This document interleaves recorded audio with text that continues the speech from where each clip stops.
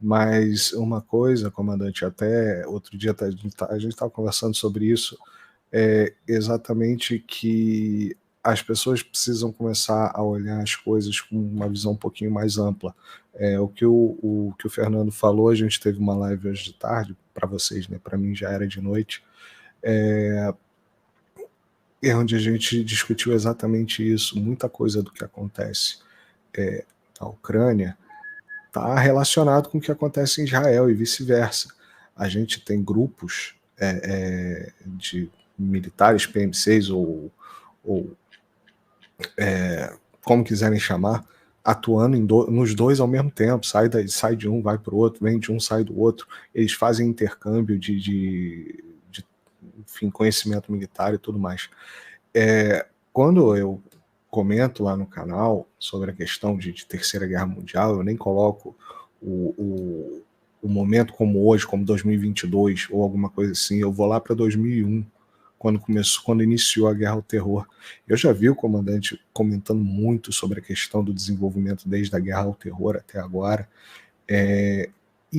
O que a gente vê realmente um Ocidente completamente em pânico em todas as atitudes, porque tudo que eles estão fazendo está dando errado. Hoje eu tive uma live com o Hugo Dionísio, logo depois do Tietê e antes de chegar para cá, onde o título da live era isso: tudo dando errado, mas tudo normal.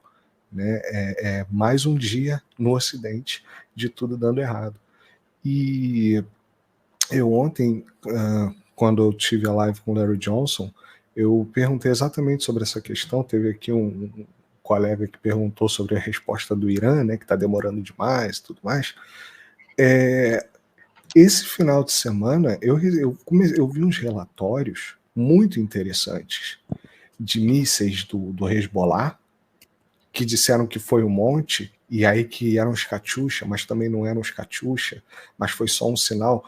Mas não tinha nenhuma matéria, eu não achei nenhuma matéria dizendo se tinha sido derrubado, se não tinha sido derrubado. Muito pelo contrário, os relatórios é que não tinham ainda avisado.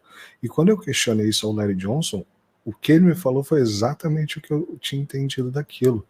Se não tem relatório, é porque Israel mandou silêncio no rádio para as mídias. Então alguma coisa aconteceu. Porque se não tivesse acontecido, imediatamente ia ter videozinho lá na base, não sei o que, com o general falando aqui, ó, vocês estão dizendo que acertaram a gente? Não acertaram nada, tá tudo limpinho, tá tudo bonitinho, e isso não aconteceu. Então às vezes a gente precisa procurar até onde a gente não está vendo para entender se está acontecendo alguma coisa ou não. Na questão da Ucrânia, com a relação, eu vejo, estava conversando com um colega do outro canal também, essa questão de Kursk não faz o menor sentido militar. Né? A live hoje com o general Agostinho estava sensacional por falar nisso, do comandante, né? Vocês comentam sobre isso, não faz o menor sentido militar. Não é nem uma Ave Maria.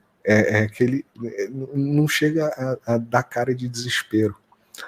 Mas quando você começa a colocar algumas questões no tabuleiro, por exemplo, a questão nuclear, né, a questão de tentativa de invadir a usina nuclear de Kursk, a questão de, ao mesmo tempo, eles tentarem bombardear a usina de Zaporozhye, você começa a pensar assim: Israel, aliás, uma live também que eu fiz com o Larry Johnson outro dia, ele contando ali mais ou menos o que ele andou pescando nos corredores ali das conversas, é que Israel vem discutindo a questão de uso de armas nucleares contra o Irã, com seriedade, aparentemente.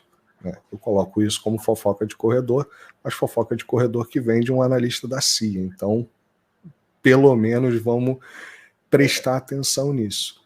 E aí, ao mesmo tempo, um ex-analista, desculpa, ele não trabalha mais, é aposentado, mas uma pessoa que tem alguns contatos, conhece algumas pessoas.